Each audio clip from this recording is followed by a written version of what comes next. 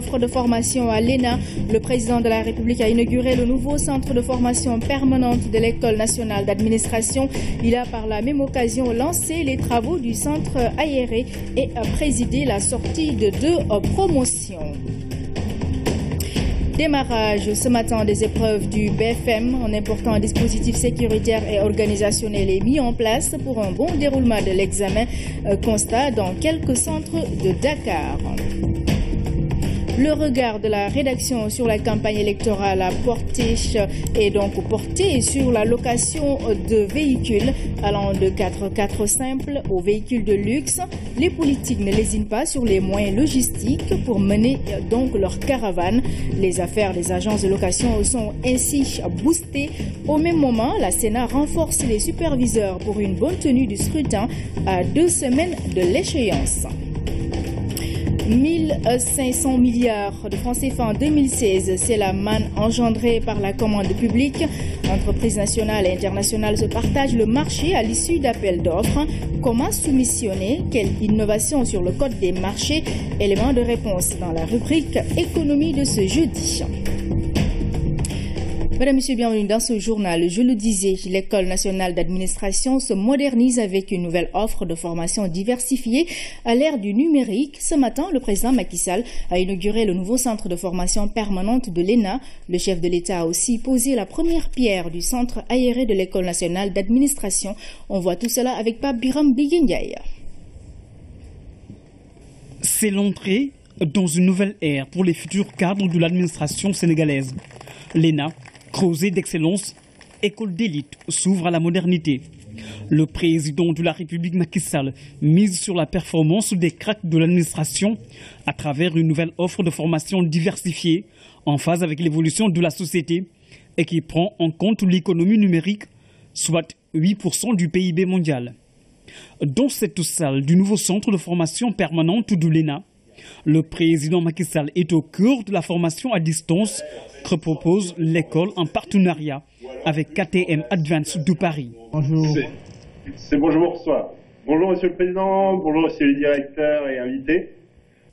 Une simulation réussie à l'image du transfert de compétences d'une offre pédagogique numérique innovante, la digitalisation du pôle d'excellence ENA pour un renouveau du service public. Notre ambition est la modernisation et l'adaptation continue de la formation dans le sens d'une meilleure professionnalisation pour mettre à la disposition de l'administration les ressources humaines et l'expertise nécessaires afin qu'elle puisse bien assumer ce rôle que vous attendez d'elle et de contribuer efficacement à la mise en œuvre du PSE. Le second axe de notre stratégie concerne la modernisation de la formation. Celle-ci doit assurer une plus grande professionnalisation des sortants de l'ENA et configurer leurs aptitudes et compétences pour assurer efficacité et efficience, la conception, la mise en œuvre et l'évaluation des politiques publiques. Efficacité, efficience et résultats. C'est le triptyque qui épouse la trajectoire du plan Sénégal émergent. Dans l'axe 2 du PSE, consacré au capital humain, les exigences d'une bonne gouvernance sont liées à la qualité des ressources humaines. Une contribution à la matérialisation de la vision du président Macky Sall qui veut passer d'une administration de commandement à une administration de management. D'où la nécessité de redéfinir les rapports entre agents et usagers du service public. Ces rapports, faut-il le rappeler encore une fois, ne doivent pas se poser seulement en termes d'autorité, encore moins d'autoritarisme, mais surtout en termes d'interaction, de respect réciproque et de convivialité envers les usagers du service public. Il s'agit aujourd'hui d'adapter notre administration aux mutations de la société. Avec de nouvelles perspectives de formation à distance à l'ère du numérique, l'École nationale d'administration se positionne pour être à l'avant-garde de la mise en œuvre des politiques publiques avec une ouverture internationale. Vous ne pouvez pas ne pas enseigner l'anglais à l'ENA, puisqu'il faut que les futurs inspecteurs qui vont agir dans le domaine de la fiscalité au moment où le Sénégal s'ouvre à l'ère pétrolière et gazière, que la fiscalité ne soit pas seulement la fiscalité dans le monde francophone, mais que ce soit une fiscalité ouverte. puisque en matière pétrolière et gazière, vous aurez une fiscalité internationale dans le cadre aussi de la lutte contre l'évasion fiscale et les flux financiers illicites, vous l'avez rappelé, qu'on appelle communément les BEPS. Il faudrait que nos futurs inspecteurs et administrations soient en phase avec ce qui se fait dans le monde. Une formation de qualité dans un espace qui favorise la création et l'innovation. À l'ENA, le président Macky Sall a posé la première pierre du futur centre aéré de l'école. C'est pour améliorer le cadre de vie des apprenants, un moyen de socialisation, le tout pour rester fidèle à la vocation de l'ENA, tout en gardant sa renommée et son attractivité.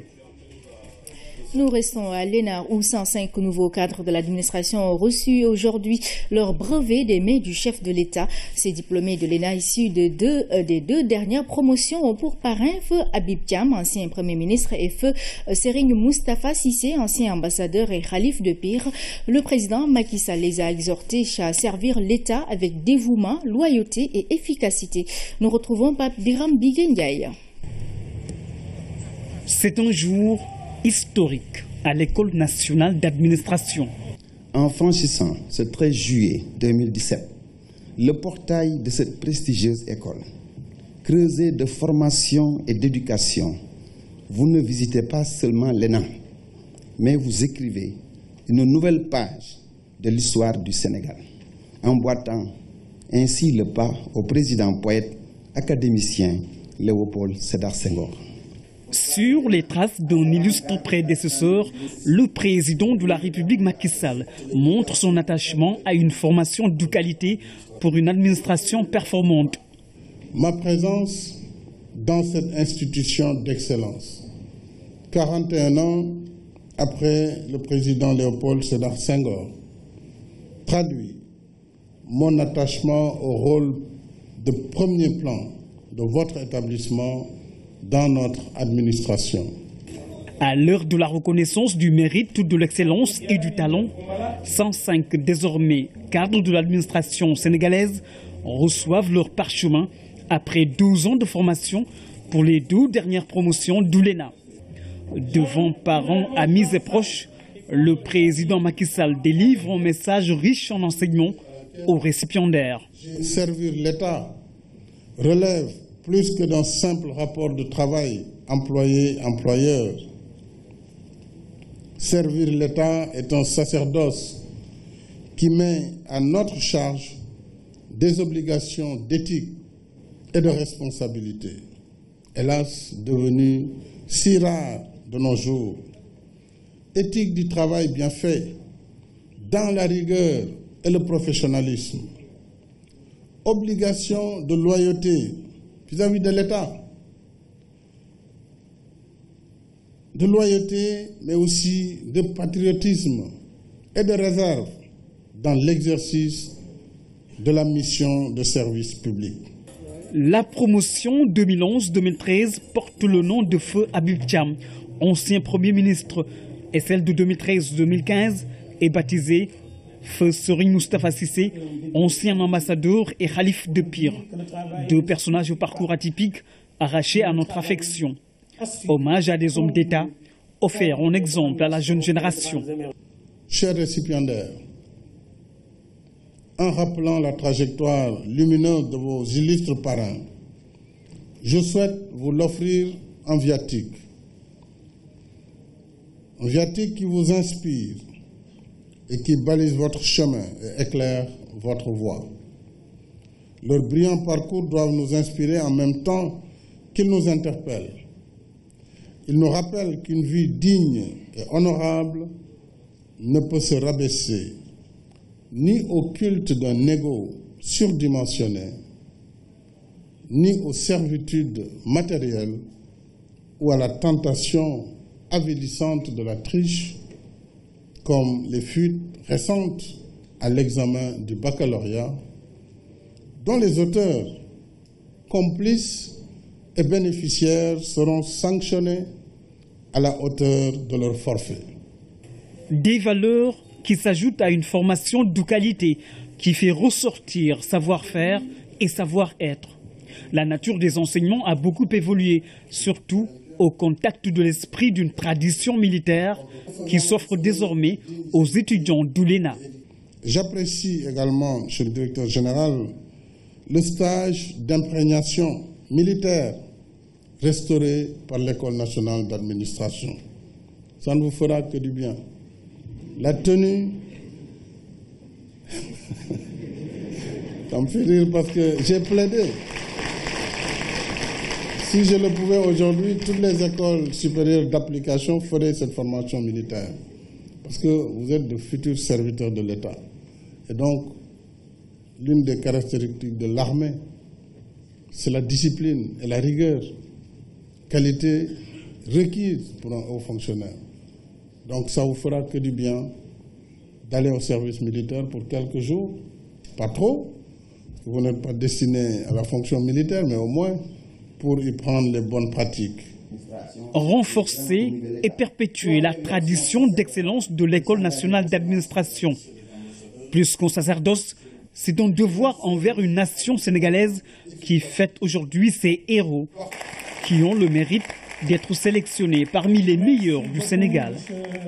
Depuis sa création, l'ENA a formé 2224 cadres de hiérarchie A et 1993 cadres de hiérarchie B, dont les sections diplomatie, administration générale, impôts et domaines, trésor, douane, entre autres. Et depuis 2015, l'École nationale d'administration a ouvert une section arabe. Et puis, le président de la République a reçu en audience cet après-midi le secrétaire d'État français aux Affaires étrangères, Jean-Baptiste Lemoyne, effectue ainsi sa première visite en Afrique, une démarche qui témoigne de la densité des relations entre la France et le Sénégal. Au menu des échanges, la sécurité, l'environnement régional et l'économie. Voici Jean-Baptiste Lemoyne au micro de Aboubakry Kane.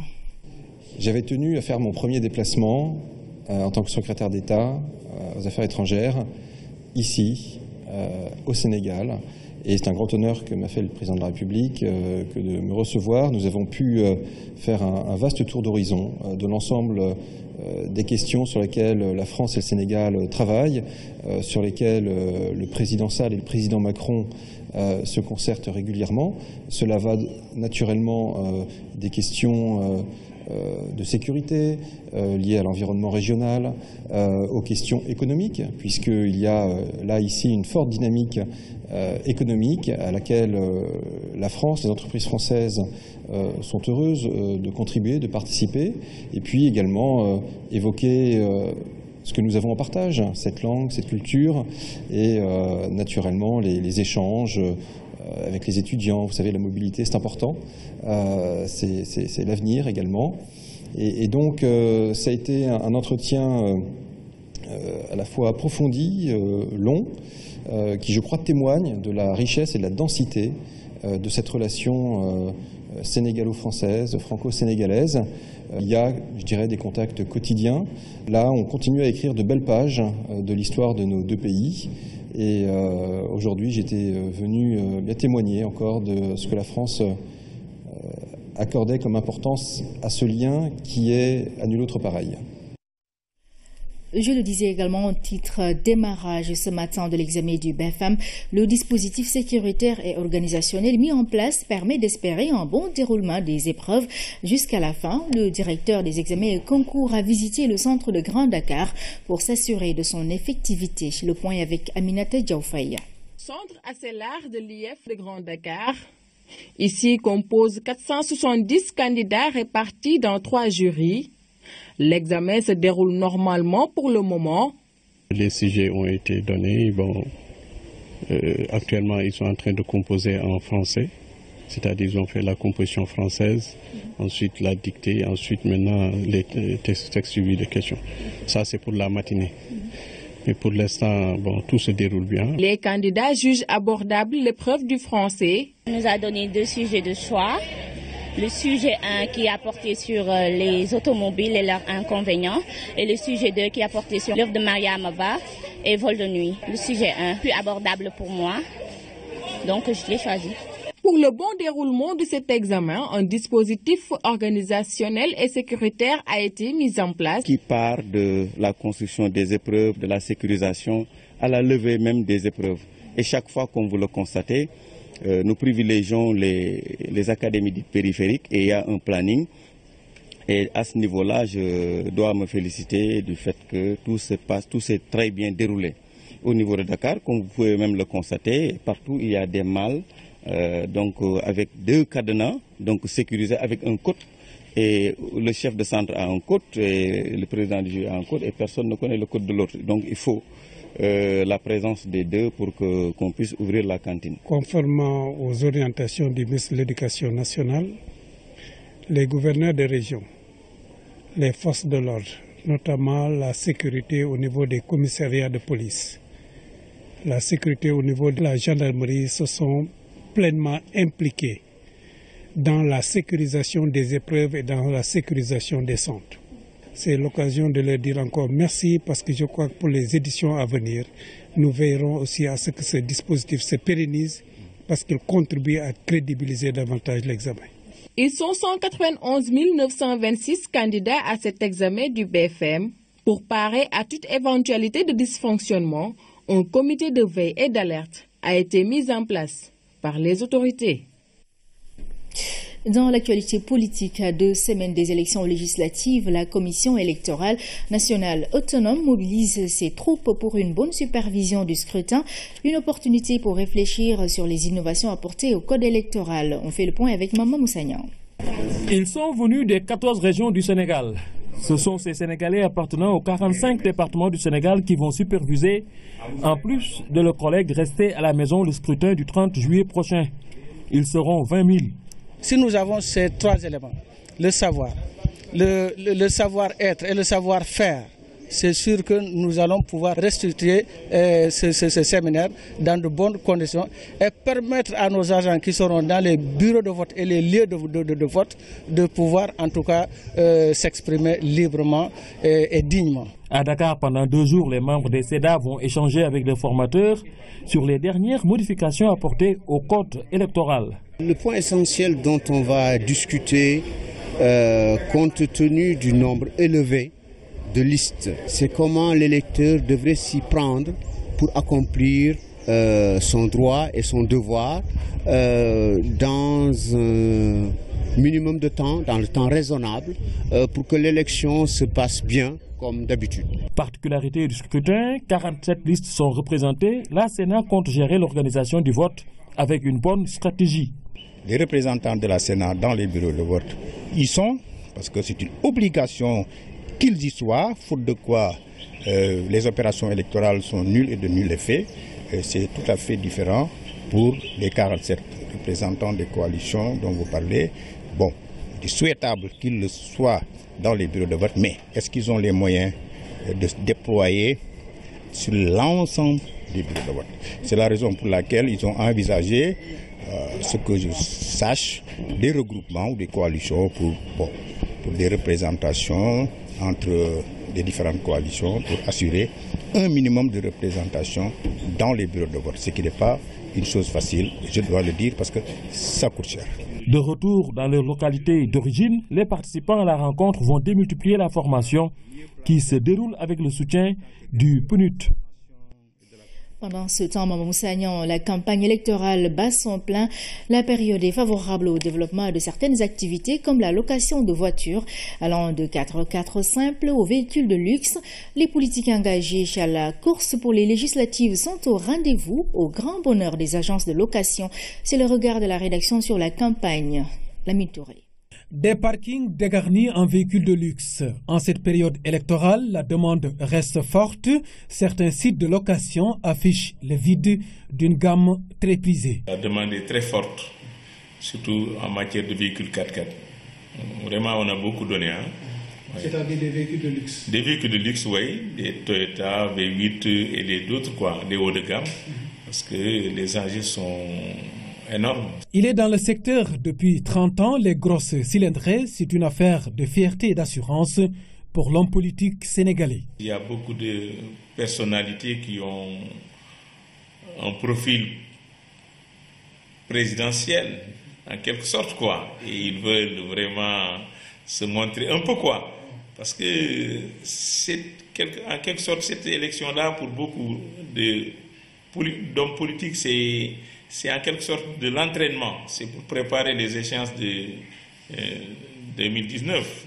De l'autre côté, Serigne Saliou Malo a joué tant soit peu les intermédiaires en cette période de campagne électorale, même si le business n'a pas donné ses résultats, mais renseigne tout de même de l'enjeu financier qui en vaut la peine d'un investissement personnel. Vous faites la location par jour pour les véhicules combien? 80 000, 90 000, 70 000. Une campagne de luxe, ça roule avec du genre Lincoln Navigator, de Land Cruiser ou encore de la V8, des véhicules qui poussent les limites du terrain à coût sûrement élevé. D'autres aspects liés à la campagne électorale dans nos prochaines éditions. Transparence budgétaire. Le ministère de la Bonne Gouvernance prône la concertation participative. Pour ce faire, il a organisé un panel pour poser le débat et c'est en collaboration avec le ministère des Finances, l'Union européenne et la société civile. Compte rendu Fatoumata Savané. Une table de concertation multi-acteurs sur la transparence budgétaire. C'est la tribune offerte par le ministère de l'intégration africaine, du NEPAD et de la bonne gouvernance.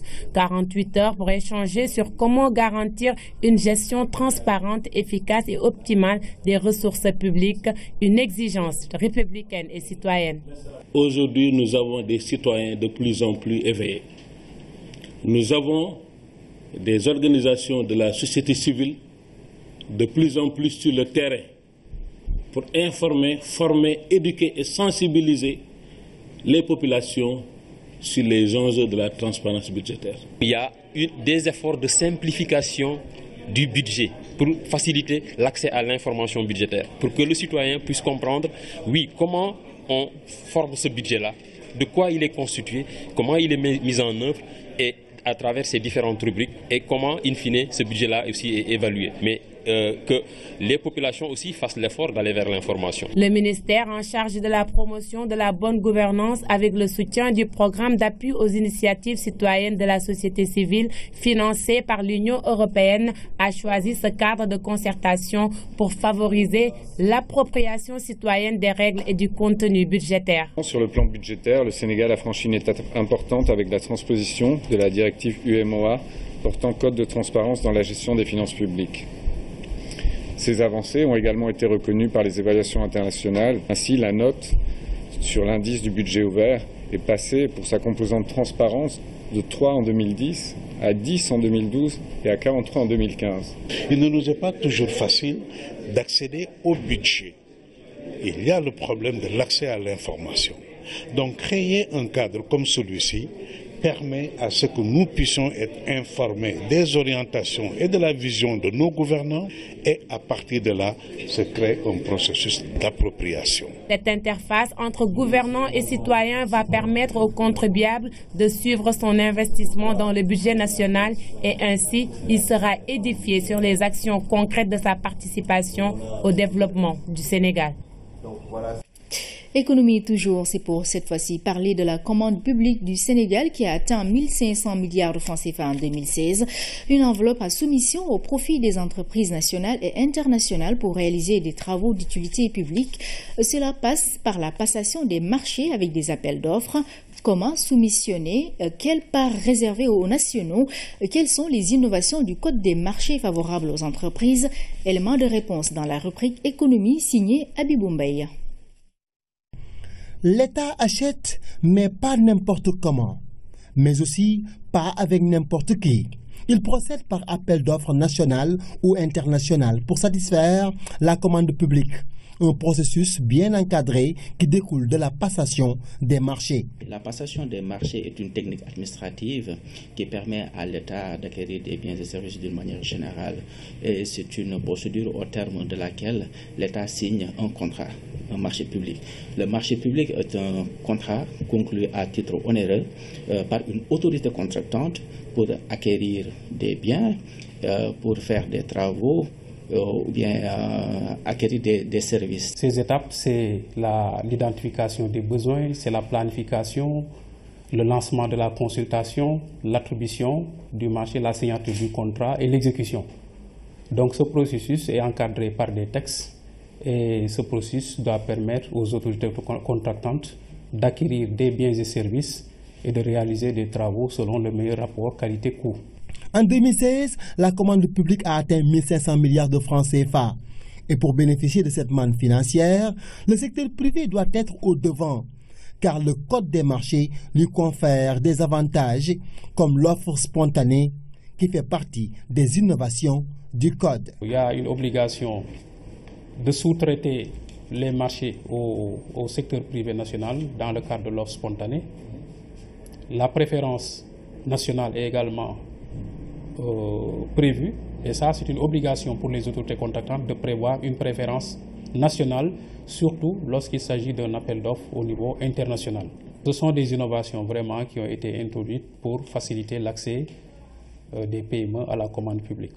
Aujourd'hui, les candidats peuvent initier des offres après des études techniques détaillées assorties de prix. Je rappelle que les offres spontanées en général portent sur des marchés clés en main assortis de montages financiers et qui sont recevables sous deux conditions.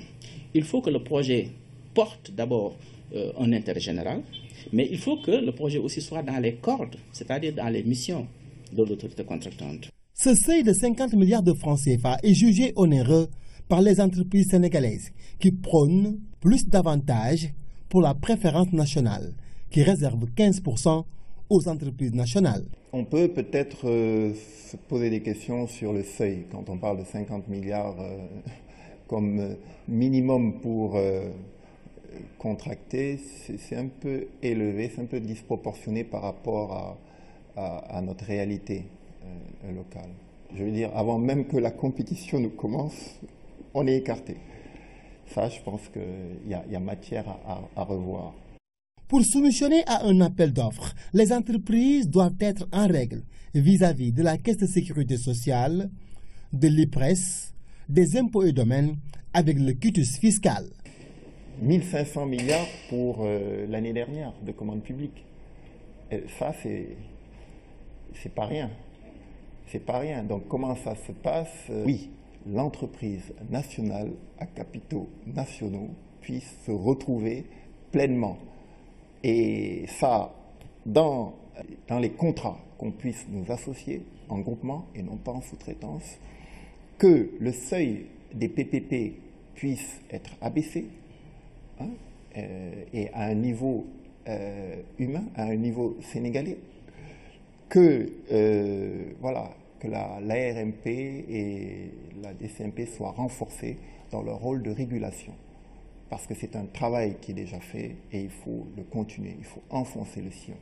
Au-delà de la complexité de la passation des marchés, les candidats soumissionnaires ont la possibilité de faire recours en cas de rejet. Dès la publication de l'avis d'appel d'offres ou dès la communication du dossier d'appel d'offres, le candidat qui trouve qu'il y a des critères qui sont dans le dossier et qui ne l'arrangent pas parce que pour eux le marché serait orienté, peut déjà exprimer ce grief auprès de l'autorité contractante et faire ses recours. Donc il y a effectivement des mécanismes, n'est-ce pas, qui donnent aux candidats le droit de contester les attributions au marché public. Le Sénégal a gagné le pari d'avoir un secteur privé dynamique, mais sa faible participation au marché public est un des goulots d'étranglement qui empêche les entreprises sénégalaises de jouer pleinement leur rôle dans la consolidation des acquis économiques. Voilà pour la rubrique économie consacrée à la passation des marchés. Elle revient jeudi prochain. Promotion des énergies renouvelables. Un sommet sous-régional se penche sur la question. Ouvert ce matin, les travaux visent à appuyer les politiques énergétiques des États ouest-africains. C'est une initiative de l'Agence nationale pour les énergies renouvelables, ANER, en partenariat avec la CEDEAO. Compte rendu à Wandiaï. L'énergie est un facteur clé du développement et du niveau de vie en Afrique. L'accès à l'énergie est parfois insuffisant dans plusieurs pays. Le sommet ouest-africain de l'énergie permet de réfléchir sur les enjeux énergétiques en Afrique. Nous avons invité des experts, des grands experts. Nous avons invité également des partenaires financiers, mais également des partenaires techniques, pour pouvoir au moins, en tout cas, qu'à l'issue de ces 3 jours, qu'on puisse avoir des solutions à ces trois défis. Nous voulons développer les renouvelables au niveau de la CEDEAO. Chaque pays a sa stratégie, chaque pays a son plan d'action. Nous travaillons sur la mise en place d'un plan d'action commun, d'une stratégie commune pour voir comment effectivement pousser le développement des renouvelables. Plusieurs pays de la CEDEAO sont représentés. L'accès à l'énergie dans des conditions de coût et de sécurité raisonnables sont indispensables pour un développement durable. La mission du ministère de l'Énergie et du Développement des énergies renouvelables du Sénégal est de trouver avec vous des solutions durables et accessibles pour non seulement assurer une offre énergétique satisfaisante, couvrant tous les besoins, mais aussi et surtout pour créer les conditions d'un développement massif des énergies renouvelables au Sénégal. Ce développement est un impératif pour concilier nos objectifs de lutte contre le changement climatique et nos objectifs de sécurité énergétique. Aussi, voudrais-je rappeler qu'au Sénégal, l'objectif affiché est d'atteindre un taux de pénétration des sources d'énergie renouvelables et des biocarburants d'au moins 20% dans la consommation intérieure d'énergie d'ici 2020. L'Agence nationale pour les énergies renouvelables a rencontré ses partenaires pour la préparation du sommet ouest-africain de l'énergie à Dakar. Cette manifestation permet de créer un cadre de réflexion, mais aussi de déterminer les moyens à mettre en œuvre pour développer la production et la consommation d'énergie en Afrique. Même s'il a considérablement diminué, le trafic de bois se poursuit en Casamance. Le constat est fait par le colonel Baïdiba en mission de contrôle et de suivi de la lutte contre la coupe illicite de bois. Le directeur des eaux et forêts a aussi mené une campagne de sensibilisation auprès des populations. Bachir Ba. Revue de troupes et remobilisation, le directeur des eaux et forêts et ses hommes restent toujours déterminés à éradiquer le phénomène de la coupe illicite de bois. Le colonel Baïdiba a sillonné les profondeurs de la région de Ziguinchor. Le trafic a diminué mais n'a pas cessé. La preuve, la logistique utilisée par les malfaiteurs est saisie par les forces de défense et de sécurité. Dans les coins les plus reculés, dans les postes les plus avancés au niveau des frontières, nous avons des patrouilles mixtes où les agents des eaux et forêts sont avec l'armée en train de faire des patrouilles et de poursuivre les délinquants. Vous avez vu aussi la logistique des délinquants déjà au niveau de Bignona. Vous avez 10 camions saisis au niveau de Bignona. Au niveau de Kolda, c'est la même chose. Les effectifs pour lutter contre ce trafic ont été augmentés et le colonel Baïdiba d'annoncer un plan d'équipement à venir. L'État a procédé à un important recrutement à ces humains. Maintenant, il y a un plan d'équipement de la direction des forêts qui est en train d'être déroulé. Et nous aurons sous peu, effectivement, tous ces moyens adéquats pour équiper les agents des forêts jusqu'au niveau des brigades. Le directeur des eaux et forêts n'est pas seulement venu faire un travail de police. Des séances de sensibilisation avec des chefs de village et des directeurs d'école ont été tenues.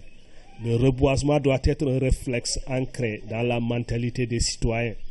Avec le peuple gambien, le peuple frère gambien, nous avons signé un protocole d'accord. Les deux gouvernements ont signé un protocole d'accord qui met le focus sur la préservation de l'environnement. Et nous sommes en train de dérouler effectivement tous les outils nécessaires pour la mise en œuvre de ce protocole d'accord. Les aménagements qui pourront redonner à la Casamance son image d'antan, c'est-à-dire des forêts qui font la fierté de toute une nation. Et puis les commémorations de l'appel lancé en 1987 pour un dialogue direct entre Sud-Africains afin de mettre un terme aux événements politiques dans le pays se poursuivent. Pour rappel, la conférence qui a abouti à cet appel a été organisée par le président Abdou Diouf. L'appel qu'il a sanctionné a donné une suite favorable aux négociations. Un colloque se tient depuis ce matin à Dakar pour magnifier ce moyen pacifique de règlement des différends et l'inscrire en modèle de résolution des conflits. C'est un compte rendu de René Massiga Diouf. Organisé dans le cadre des commémorations, le colloque vise à fixer les repères sur les fondements solides et féconds des relations entre l'Afrique du Sud et le Sénégal. Les thèmes développés élucident les mécanismes de dépassement d'une situation ayant prévalu pendant une longue période de l'histoire sud-africaine. Le dialogue a été la clé pour sortir de la crise. 30 ans après, le dialogue est prôné comme seule issue pour mettre fin aux divergences. Aujourd'hui, nous tirons des leçons de notre propre expérience africaine dans le domaine de la médiation au conflit en mettant l'accent sur plusieurs thèmes. Différents thèmes sur le dialogue sont introduits et discutés par des universitaires et experts de haut niveau. L'événement à l'origine de ces manifestations reste la rencontre convoquée par le président Abdou Diouf il y a une trentaine d'années pour imposer un dialogue politique aux acteurs sud-africains. Cette rencontre qui a donné une tournure positive à ces événements sonne aujourd'hui comme une victoire multidimensionnelle. Dans cette Afrique où la démocratie a encore bien du mal à s'exprimer dans toute sa plénitude dans certains pays, il ne fait pas de doute que les leçons de Dakar doivent inspirer. Mesdames, Messieurs, grâce au culte de la vérité, du dialogue, de la responsabilité et évidemment du pardon, la nation arc-en-ciel a donné une magistrale leçon de pragmatisme au monde entier. Dans le cadre de ces commémorations, beaucoup d'activités culturelles sont au programme. Le colloque a été ambiancé au son et couleurs de l'Afrique du Sud et du Sénégal. Ce 30e anniversaire de l'appel de Dakar constitue une tribune unique pour promouvoir une résolution pacifique des conflits qui touchent certaines parties du continent. Une transition toute trouvée pour parler de l'actualité internationale. Donald Trump est à Paris. Le président américain est l'invité d'honneur du 14 juillet. Ce matin, la chancelière allemande l'y avait précédé. Paris et Berlin veulent relancer le projet européen. Au Brésil, Lula interjette appel après sa condamnation à 9 ans et demi de prison. Mais avant d'en parler, jetons un regard sur le continent africain, au Soudan et en Afrique du Sud. Issa Thiorogui fait le récit de l'actualité internationale. Ils veulent l'amnistie 20 ans après l'apartheid. Ce sont des centaines de Noirs sud-africains incarcérés pour crimes qui demandent l'obtention de leur libération. C'est une injustice. Je les considère comme des prisonniers politiques, soutient ce militant du PAC, le Congrès panafricain. Le Soudan gèle ses pourparlers avec Washington sur les sanctions économiques. Cette position fait suite à la décision américaine de prolonger la purge de 3 mois. Khartoum subit un embargo économique depuis 20 ans. La France tient toutes ses couleurs diplomatiques. Ce matin, Paris a abrité le 19e Conseil des ministres franco-allemands. L'objectif de Macron et de Merkel est de relancer le projet européen. 2 dossiers ont rythmé la rencontre. Il s'agit de la défense et de la sécurité. Dans la foulée du Conseil, Emmanuel Macron a reçu Donald Trump aux Invalides puis à l'Élysée. Les 2 dirigeants se sont entretenus sur la sécurité, la lutte contre le terrorisme, les accords de Paris sur le climat, le Proche-Orient, le commerce. Le président américain est l'invité d'honneur du 14 juillet, défilé sur les Champs-Élysées. Lula est décidé malgré sa condamnation. Il tient absolument à briguer la présidence brésilienne en 2018 au Brésil et devant l'ONU, il va faire appel de sa condamnation ce mercredi à près de 10 ans de prison. Ils sont en train de détruire la démocratie, soutient-il. C'est un acharnement judiciaire sans précédent dans l'histoire du Brésil, commentent ses avocats. L'ex-président brésilien est condamné en première instance pour corruption et blanchiment d'argent, mais il restera en liberté en attendant le jugement en appel. L'ex-chef de l'État de 71 ans ira en prison si la condamnation est confirmée en appel et il ne pourra plus se présenter à l'élection présidentielle de 2018 pour laquelle il est en tête des intentions de vote. Et puis cette information qui vient de tomber chez les résultats du baccalauréat 2017 commence à tomber dans certains centres. Au collège Sacré-Cœur par exemple, où 3 jurys ont proclamé les résultats. Les taux de réussite tournent autour de 9% pour le jury 1073 et d'un peu moins de 20% pour le jury 1071. Même constat au centre d'examen à Maurice de la Fosse, où 2 jurys des séries L1 et L2 ont donc délibéré cet après-midi avec des résultats jugés catastrophiques. Nous y reviendrons dans nos prochaines éditions.